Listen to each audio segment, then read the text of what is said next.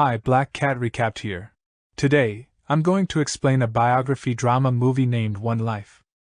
In 1938, Hitler takes over Austria and demands a part of Czechoslovakia called the Sudetenland. The leaders of Britain, France, and Italy agree, hoping to prevent war. The next day, Hitler's troops enter Czechoslovakia. Tens of thousands of refugees, including many families with children, flee to Prague, which is not yet occupied. 1988 Nicholas Winton lives a quiet life with his wife Greta in the English suburbs. Greta is frustrated with the clutter caused by Nicholas' work. While cleaning his office, she tells Nicholas to find a place for an old briefcase he keeps in a drawer. When Greta leaves for a trip, Nicky stays home alone and starts reminiscing about the past. 1938 A younger Nicky works as a stockbroker in London and lives with his mother, Bobby. He talks to his friend Martin, who is in Prague helping refugees. Martin tries to talk Nicky out of coming to help, but Nicky insists on going. Bobby is worried about Nicky's safety. He reassures her that he will be careful and explains that he feels he must go. Nicky arrives in Prague and meets Martin's colleagues from the British Committee for Refugees, Trevor, Chadwick, and Doreen Warriner, who is in charge of the operation. Doreen and Trevor explain the situation, telling Nicky how refugees have fled from the Nazis to Prague. Doreen takes Nicky to a crowded refugee camp where he meets Hanna Hejdukova, a liaison officer for Czech refugees, who gives him a tour. Nicky is deeply moved by the poor conditions the refugees, especially the children, are facing as winter approaches. Nicky learns that the British Kindertransport, which rescues children, is only helping those from Germany and Austria, not Czechoslovakia. He meets with a rabbi who worries that Nicky's plan to move Jewish children from Prague will aid Hitler's goal of eradicating the Jewish people. Nicky assures him it would only be a temporary relocation. The rabbi questions Nicky's motives, and Nicky explains that all his grandparents were Jewish, but his family hid their religion when they moved to England, and he was raised as a Christian. After Nicky's heartfelt plea, the rabbi agrees to help. Nicky calls his mother Bobby and asks for her help. Bobby visits the British Immigration Office to gather information and persistently tries to speak with Mr. Ledbetter, the head of the office, who initially refuses to talk to her. Meanwhile, Nicky delays his return and works with Hannah to survey the refugee camps and collect information on all the children. Nicky is especially determined to find a young girl and her baby sister he met during his first visit. When he finds them, he learns the baby is an orphan the girl found and is taken care of. 1988 Nicholas's daughter calls, offering to discuss the briefcase, but he opts to take his files from the storage shed and burn them instead. 1938 Nicky and Trevor start collecting information from all the local Jewish families and their children. Nicky gets a message from his office telling him to return to work. Bobby calls and tells him that each child seeking asylum in England needs an application, an individual sponsor to pay for the child's needs, a payment of £50, a medical certificate, and a foster parent. Nicky suggests they gather press in England to gain public support. Trevor gives him his briefcase as a gift to help with the work. Nicky returns to the UK and works with Bobby to write a letter for newspapers about the crisis in Prague, their committee's plans, and their request for help.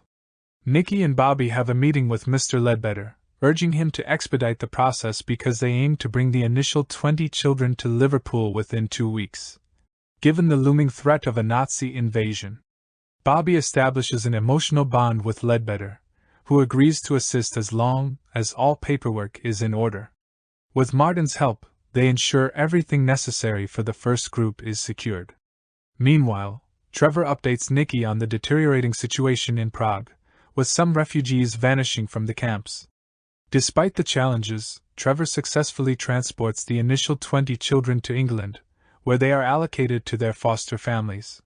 1988 Nicholas looks through a scrapbook found inside the briefcase, filled with photos and writings about the operation. He meets with a newspaper editor and requests a piece on a new refugee crisis, but the editor shows little interest. Nicholas has lunch with his older friend Martin, and they catch up. Martin advises Nicholas to ease off his support efforts to enjoy the rest of his life and suggests donating the scrapbook to a museum. Martin also encourages Nicholas to take pride in the work they've done. Nicholas confides that he has been thinking about the children they saved lately. 1938. Doreen calls Nicky to inform him about the Nazi invasion of Prague. Doreen and Trevor visit one of the safe houses to check on the refugees and find that 2 children, the young girl and the baby, are missing. Nicky goes to see Ledbetter to obtain additional visas, but discovers Ledbetter is on vacation and no one else is willing to assist him. Trevor forges 3 documents to help the children leave the country. On the train out of Prague with the children, Trevor faces Nazi officers but safely reaches England. Nicky pays another visit to Ledbetter with a large stack of children still awaiting rescue, and Ledbetter finally agrees to assist. Meanwhile, in England, Nicky, Bobby, and their colleagues receive the news of Germany's invasion of Poland, signaling the official commencement of the war. The operation in Prague begins to destroy evidence of their work and evacuates the office. Hannah leads a large group of children to catch the final train out, while Trevor stays behind. 1988. Greta returns home and appreciates that Nicholas has tidied up the house. Nicholas decides to meet with a French historian who contacted him. He travels to meet Elizabeth, Betty, Maxwell and shows her the scrapbook. Nicholas reveals that his operation brought 669 children in total to safety. Betty is impressed by the amount of work done, but Nicholas explains that the last pages of the scrapbook are blank because the final train never made it to England. Nazi forces intervened and took the children off the train before it could depart. Betty suggests that most of those kids likely ended up in concentration camps. Nicholas admits he prefers to imagine happier outcomes to avoid feeling overwhelmed. Betty asks if she can share the scrapbook with her husband. Nicholas and Greta warmly greet their daughter and son-in-law for Christmas.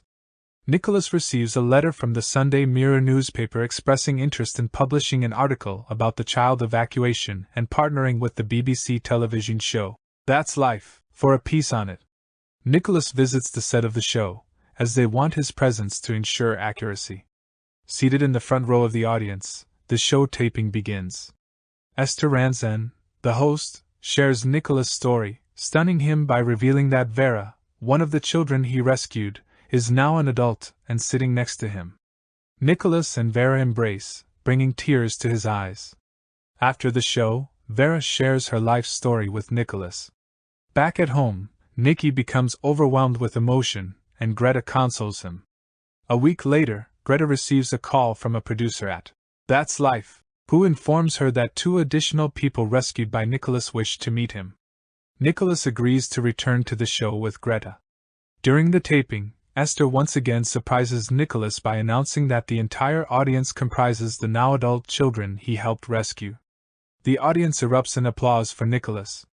Later on, Nicky and Greta throw a party, inviting Vera and her extended family to join them.